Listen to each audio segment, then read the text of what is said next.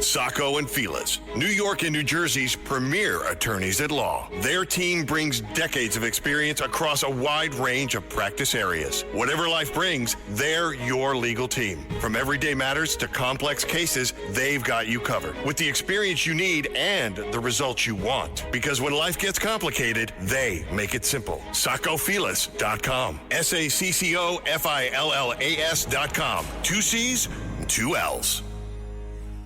The Roger Stone Show on the Red Apple Podcast Network.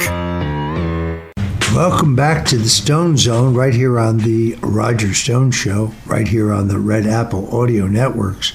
You know, as Republicans draw closer to the 2026 midterm elections, one thing is becoming abundantly clear. This fight to maintain control over the House of Representatives is going to be difficult and hard fought. I reject those who I call panicans who are ready to throw in the towel. The electorate's very volatile, and every rule in American politics regarding Donald Trump has been violated. We never had a businessman president. Every president has been a governor, a senator, a congressman, or a general. He was our first businessman. There's a rule out the window. One of the avenues Democrats are using to take advantage of the narrow Republican lead in the House, which currently stands in single digits, is targeting districts on the bubble. Republicans currently lead in the House just 2017 to 2012. Of the many districts being targeted by the Democrats, one stands out. Florida's 7th congressional district, which is currently represented by embattled Republican Cory Mills. Florida, which has proven itself to be a reliable state for several election cycles recently, particularly under the leadership of President Trump, represents a tall task for Democrats. There's just one problem for Republicans, and that's Cory Mills. Here to talk about it is the editor-in-chief of Slingshot.news. That's Slingshot.news, one of the hottest alternative and conservative websites in the country. Their editor-in-chief and founder, Troy Smith, joins us now. Troy, welcome to the Stone Zone right here on the Roger Stone Show. Roger, as always, it's an honor to speak with you and an honor to be able to come on and talk about this explosive article that we've put out. I know you shared it on your social medias. A lot of people have shared it as well, talking about Cory Mills and his history of really deception and deceiving the people that he claims to represent. I'm glad to be here to talk about it. Well, let me say this: I'm no angel. I admit that. I had a pretty wild lifestyle when I lived in Washington D.C. decades ago. But today, I am redeemed in the blood of the cross. I'm walking the straight and narrow and trying to do God's will every single day. Cory Mills, on the other hand, it's not just that he's a libertine, but he seems to have this habit of beating women up. There are at least 2 incidents. In one, police were called because he assaulted a woman, but by the time the police arrived, he had pressured her so much, threatening to release revealing video of them, that she changed her story. But a second woman actually went to a judge in Florida and got a restraining order against him. Now, when Cory Mills called the President of the United States, he circumvented the normal political operation. The ever-capable James Blair, Deputy White House Chief of Staff, and Chief of Staff Susie Wiles. And when the president asked him very specifically whether there was a restraining order against him from a former girlfriend, indeed a former Miss USA, he said no, absolutely not. In other words, he lied. So for those who online keep saying, oh, but he's endorsed by Donald Trump, he's endorsed because he lied. I wouldn't bet the ranch that he keeps that endorsement. Well, and Roger, the lie about his restraining order, and we covered this on Slingshot News in depth. The documentation surrounding the restraining order that was obtained against him is shocking, to say the least. This is a guy that threatened to release pictures of women that had sent images to him, illicit images over time. He threatened to release them. He threatened to beat up anybody that these women would dare to go out with in the future. Just unbelievable stuff. But what really cements the lie to President Trump, in my mind, is the many lies that he's told about his military service over many years here. And this is our breaking story on Slingshot News. In 2003, Cory Mills is serving as a medic in the U.S. Army. He's deployed to Iraq. And during his time, Roger, nothing spectacular happens. No one that served with him reports any incidents of Mills achieving or doing anything extraordinary, and he's eventually honorably discharged from service in 2003. Then suddenly, in 2021, Roger, Mills is retroactively granted a Bronze Star, an award reserved for those who show remarkable bravery in battle. And for many of those who have fought in front of Cory Mills, the prospect of this medic who achieved very little in the eyes of his peers in Iraq receiving such an award raised serious questions. And these questions were only, made more legitimate by retired Brigadier General Arnold Gordon Bray, who came out. This is the guy that was supposedly tasked with signing the order to give Cory Mills the Bronze Star. He told the Daytona News Journal that he did not sign a Bronze Star recommendation for Representative Cory Mills. He flat out says that he never pushed any paperwork for Mills to receive the Bronze Star.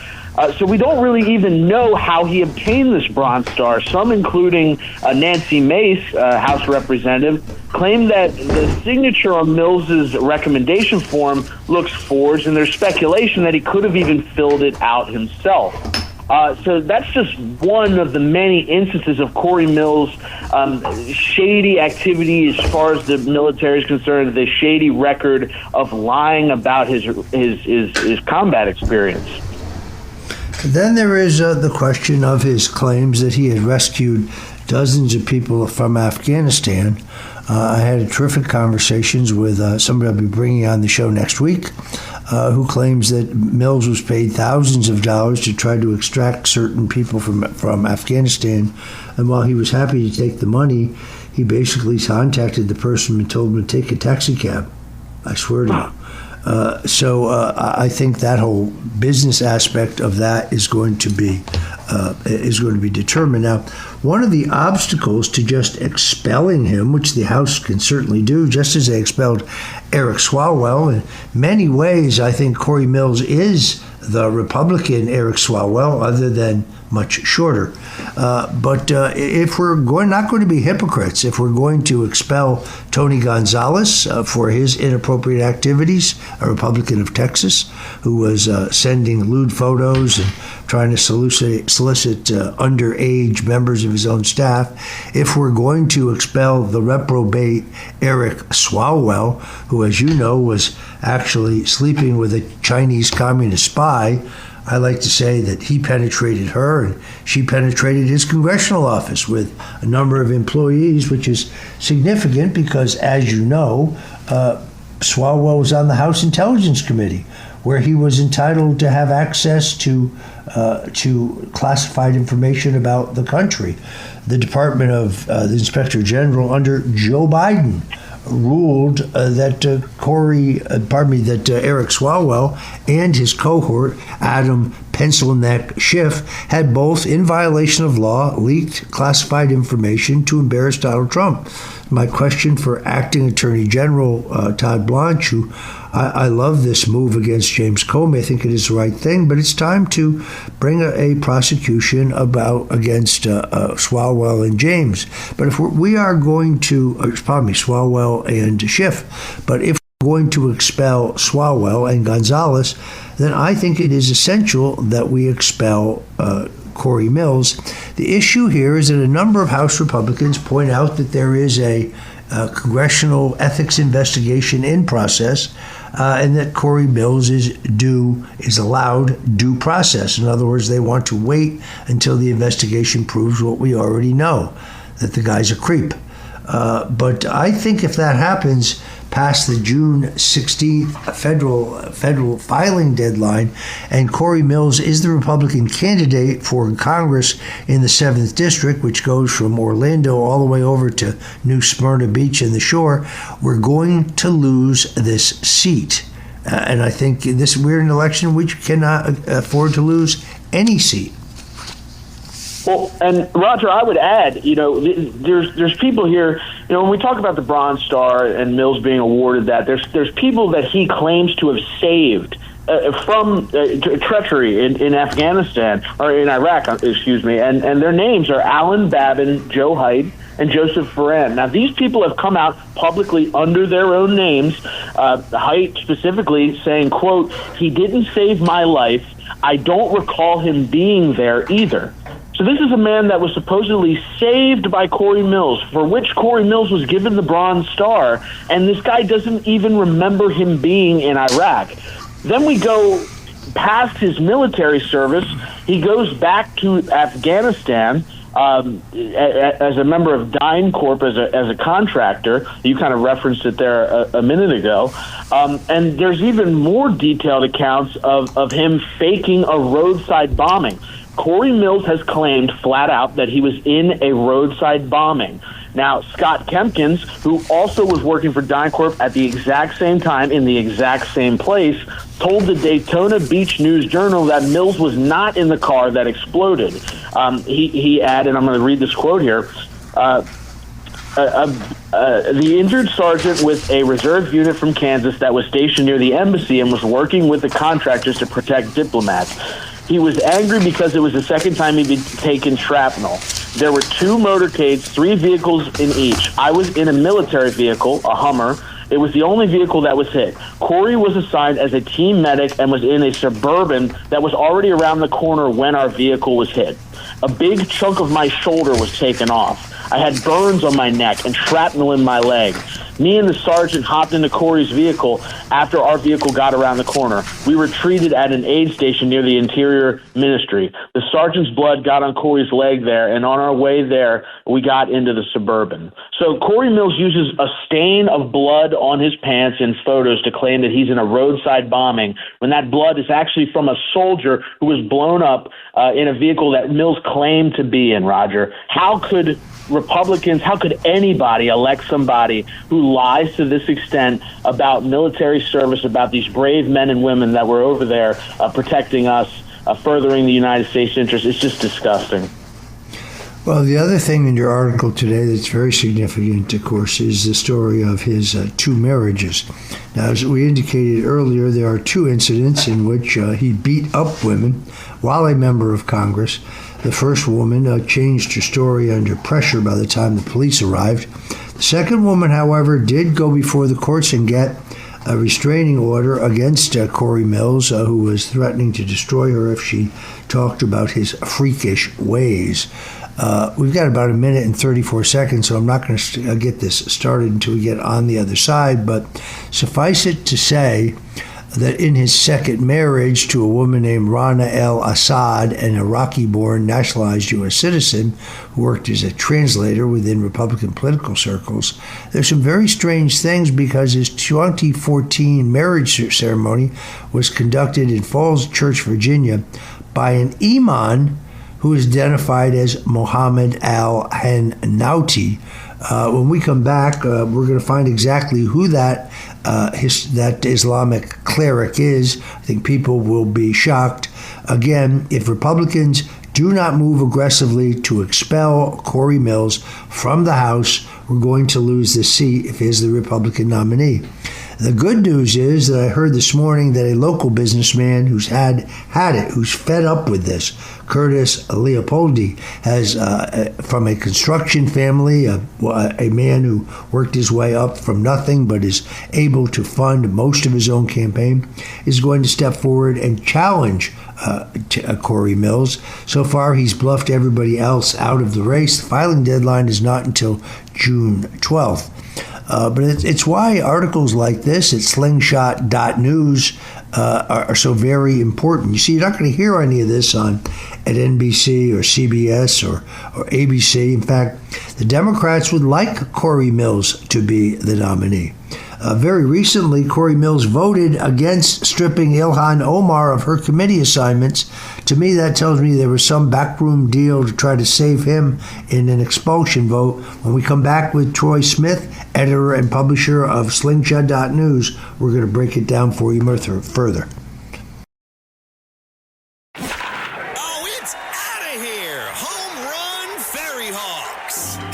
Staten Island. It's time to celebrate 5 years of Ferry Hawks baseball.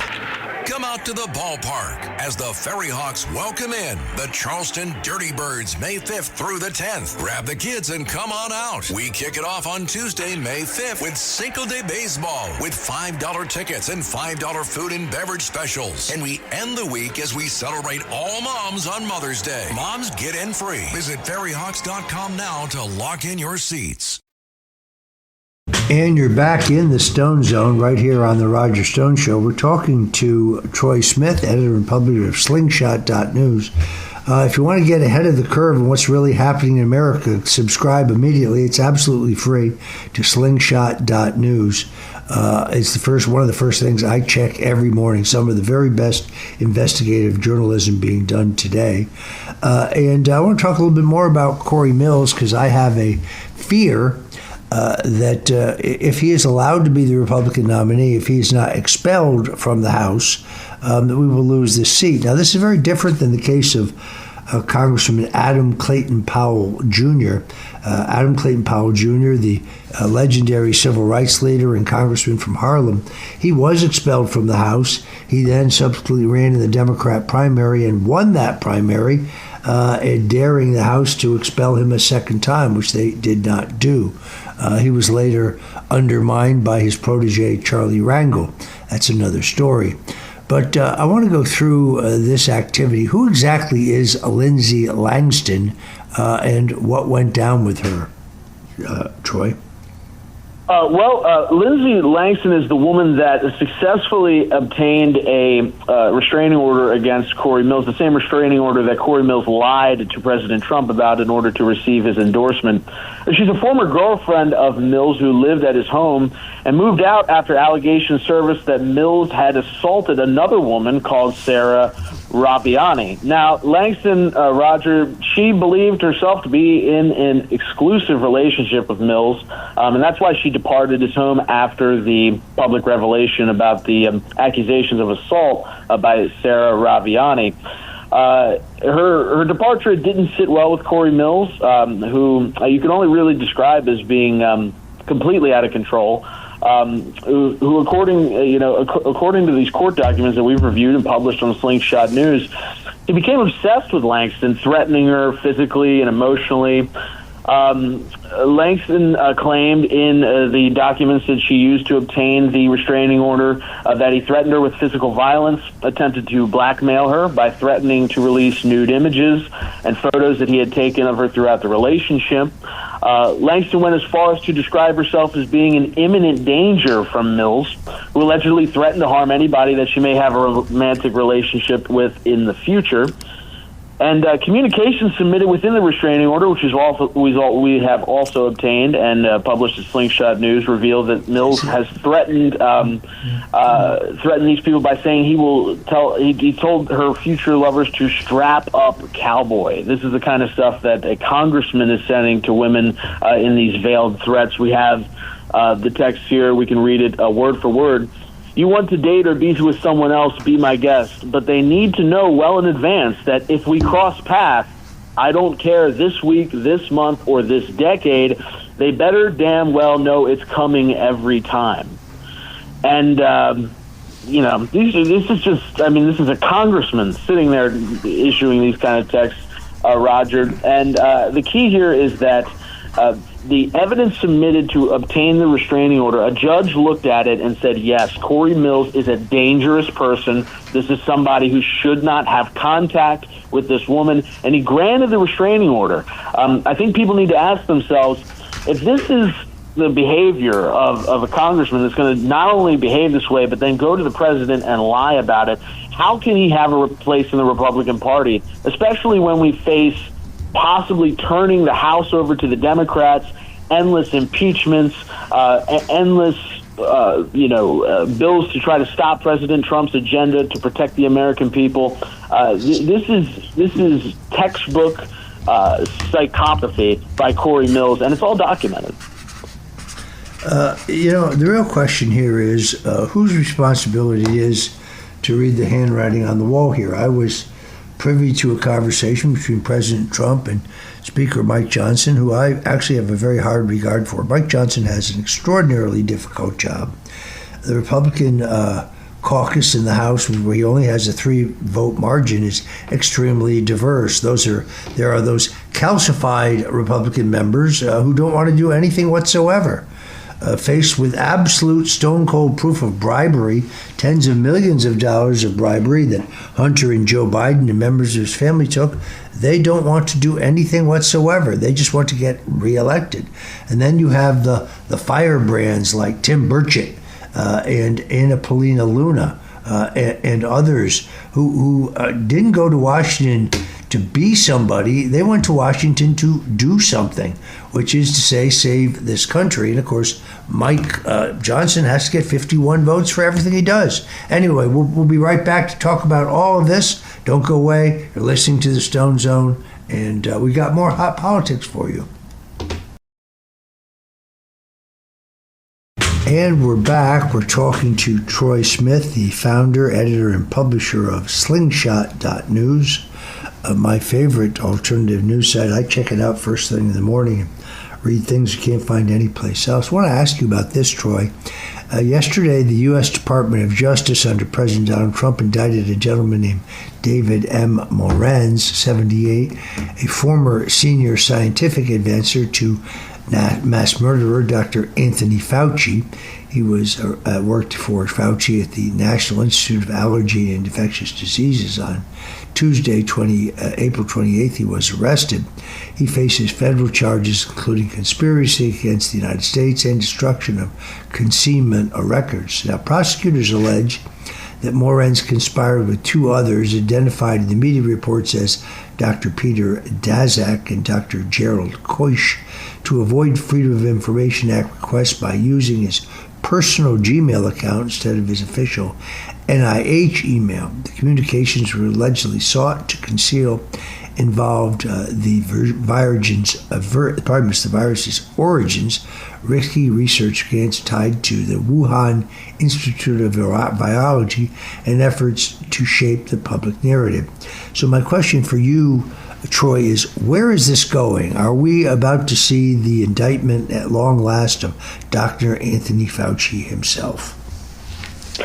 Well, Roger, when you look at the conduct of Anthony Fauci during the pandemic, I think it's pretty unmistakably criminal. And when you look at the actions that he took as, somebody who was lying to the public on a daily basis in the media, and Fauci was the king of this. He would hold a press conference with officials and he would say one thing, and then he would go on a news channel and say something completely different. That's because he understood that he had free reign in the media, using the media lemmings to lie to the American people and to push this agenda. And the American people have to ask why.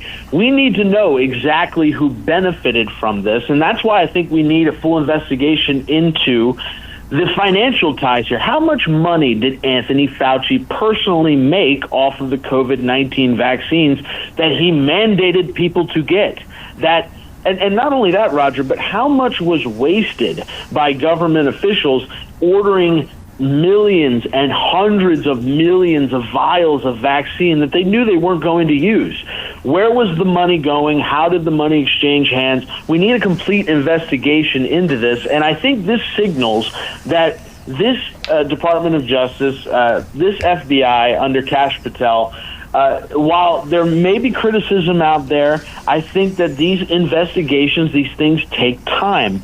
And as we see more indictments come, James Comey, I think everybody looked at that and said, here's a leaker, here's a guy who has admitted to committing federal crimes while serving in one of the most powerful positions in Washington, D.C., maybe even the world, and he's gone unaccountable. He called for President Trump to be killed on his Instagram account, and for that, he's been indicted, thank God. And for this individuals' crimes as far as concealing federal records, how many people died because of Anthony Fauci? How many people died because of David Morenz? And how long can we as the American people allow these people to rule over us without accountability? I think Kash Patel and the DOJ is starting to act and move in the right direction. And I think a lot of people in the Trump MAGA movement are going to look at that and say accountability at last. I hope it only continues. I think you're true. I mean, at a minimum, there is clearly an indictment for lying under oath to Congress. We've all seen that sharp exchange between Senator Rand Paul, who is himself a physician, an ophthalmologist, and Anthony Fauci, where Fauci flatly denies that there is taxpayer funding of the gain of function efforts at the Wuhan line. That is a contemptible, easily prosecutable lie. It's a material lie. I made mistakes in my testimony to Congress, but they weren't material in that they hid no underlying crime. They could never establish a motive for my lying.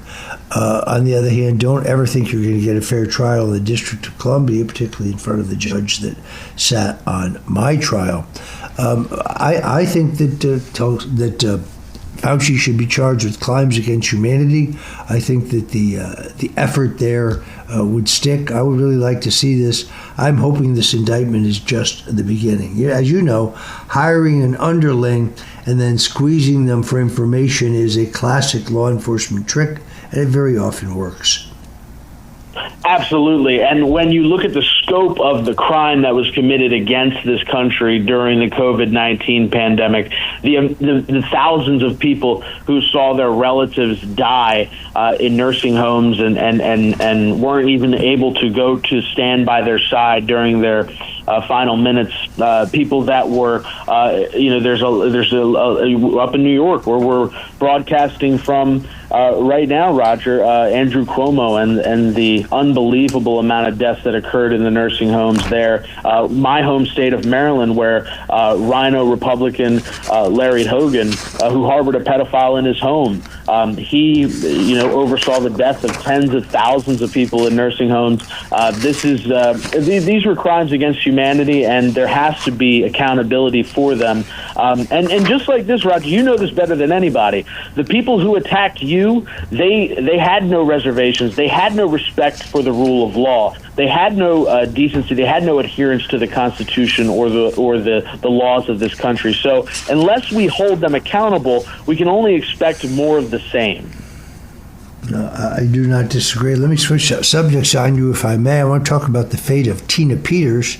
The American Republic has produced its share of Shakespearean tragedies, but few unfold the quiet, grinding cruelty of a life dismantled in a single dramatic stroke, and in the slow, methodical machinery of the state.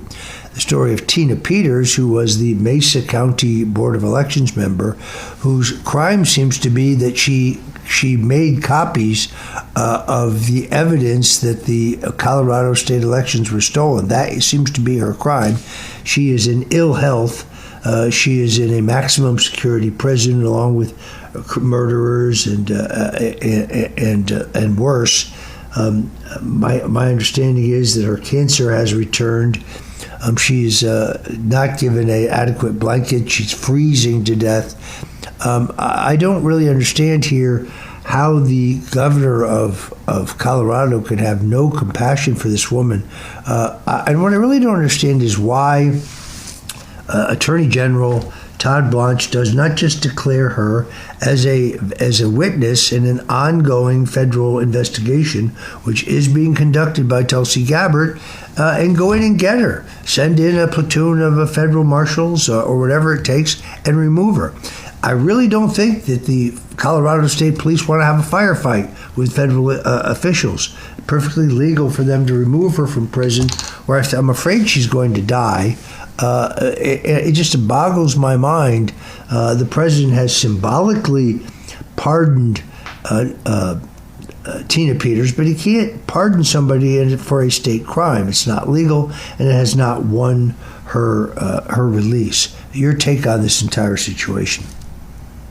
Well, Roger, I'm sure you remember where you were when President Trump was brought down to Georgia, and they put his mugshot out for all the world to see. And that, to me, represented a pivotal moment for this country. It represented a moment in which the American people are going to have to face this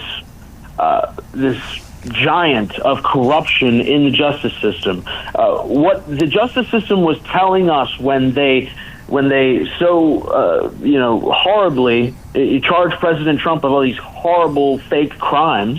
When they did this, Roger, they were telling us, the American people, that they don't care about justice.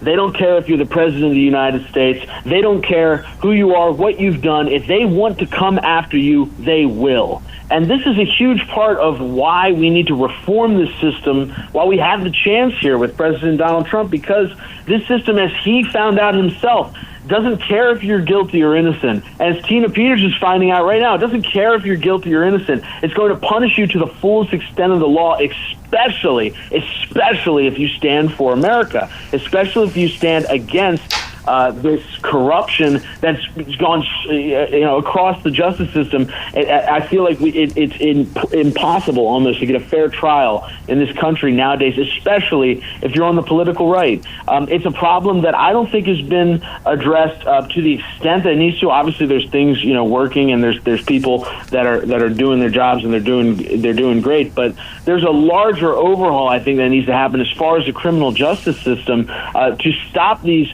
rogue prosecutors, to stop these people that take the law into their own hands and pervert justice in attacking those who stand for our country.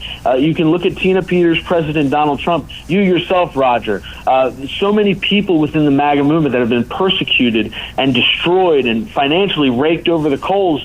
For what? Because they stood for the country. And until we fix that, until we have a country where Tina Peters isn't punished for standing up for a nation, then we don't really have justice, and it's something we have to work towards.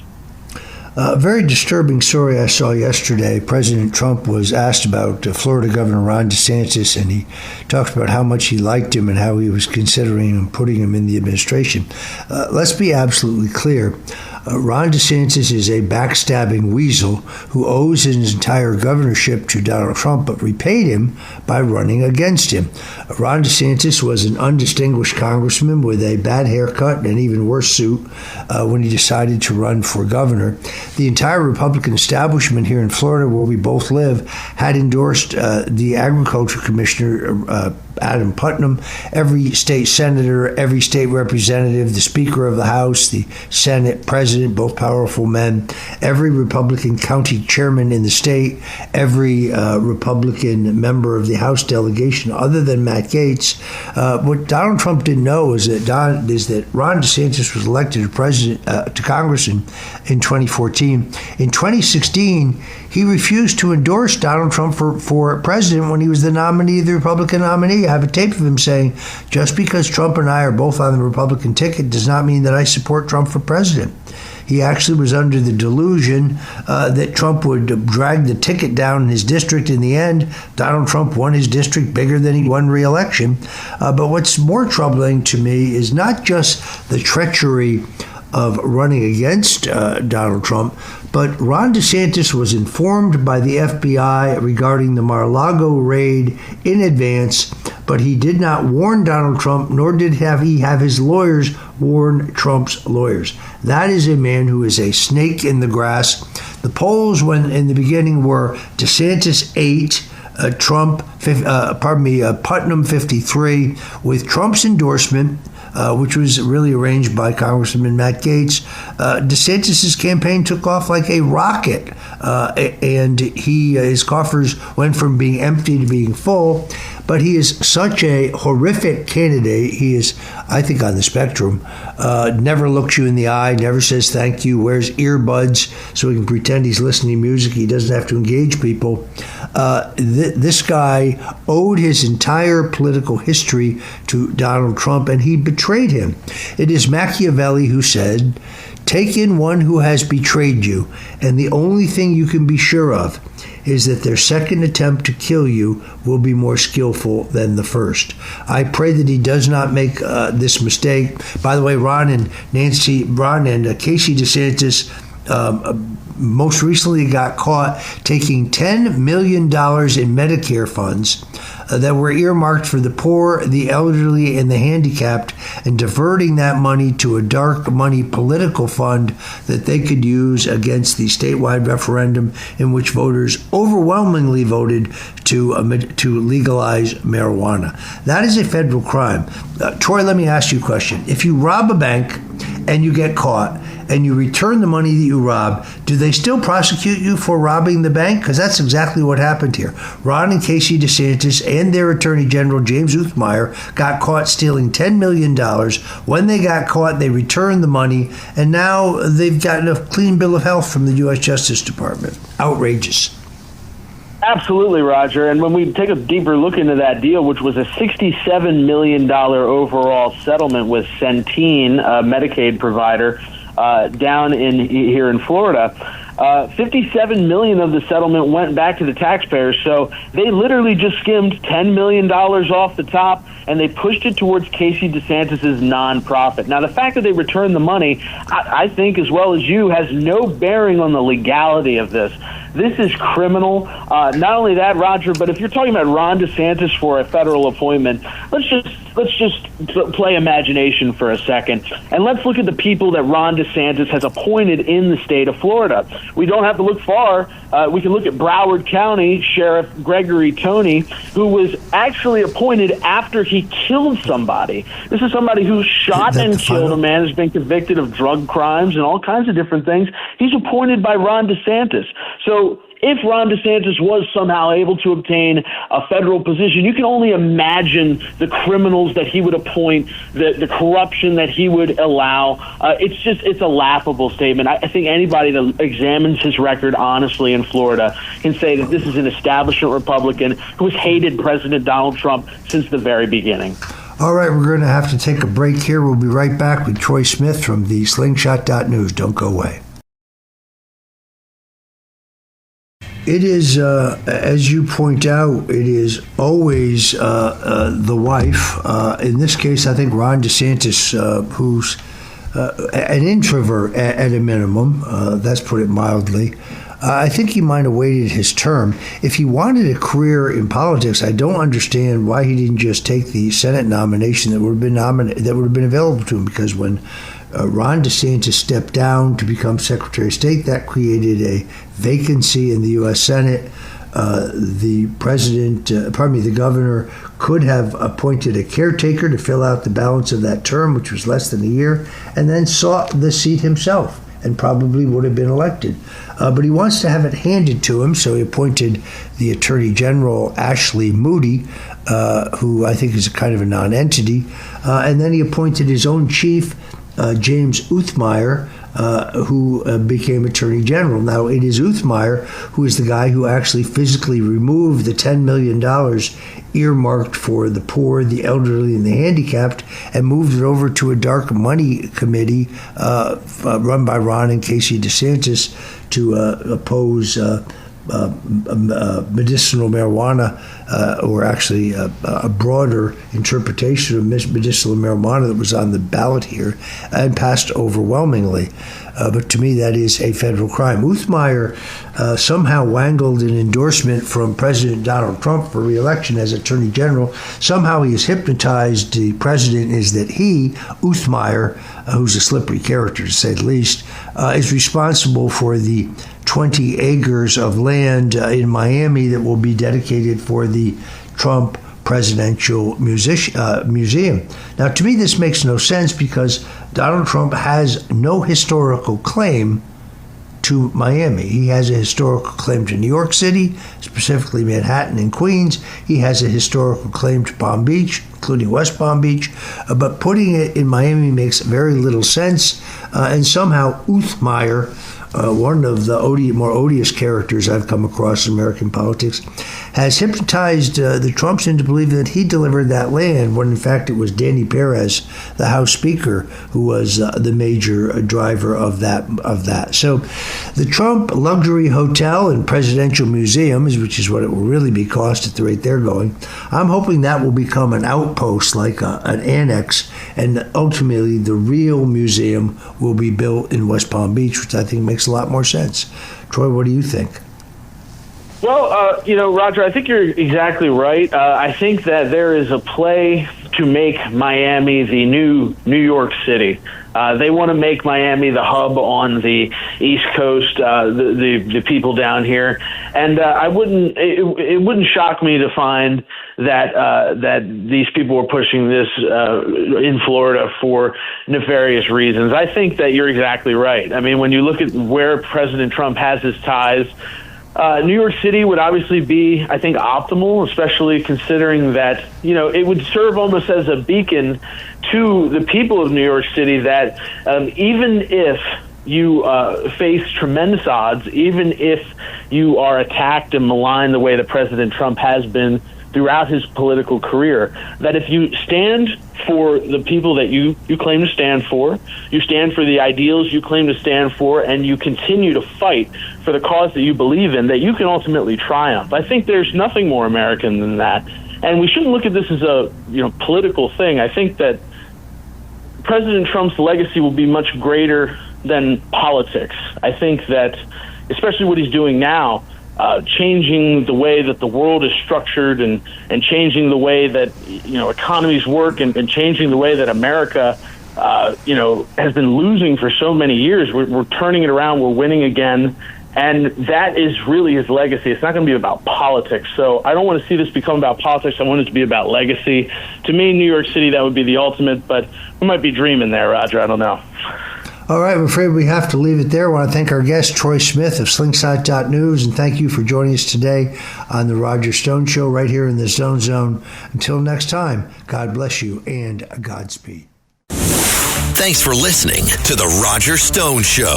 You can hear The Roger Stone Show Sunday afternoons at 3. If you like the podcast, share it with your friends and listen anytime at WABCRadio.com and download the WABC Radio app. Hit that subscribe button on all major podcast platforms. Plus, follow WABC on social on Instagram, TikTok, Facebook, and X. See you next time for a new episode so you never have to wonder. What the heck is going on here? In this 25th anniversary year of September 11th, the Tunnel to Towers Foundation continues to honor America's heroes. Heroes like Fire Lieutenant Michael Wells, who was inspired by 9/11 to serve his community. After 14 dedicated years of service, he lost his battle with occupational cancer, leaving behind his wife, Katie, and their 3 children. Tunnel to Towers honored Lieutenant Wells by paying off the family's mortgage in recognition of his sacrifices. Donate $11 monthly and amplify your impact with a car or land donation. Go to T2T.org.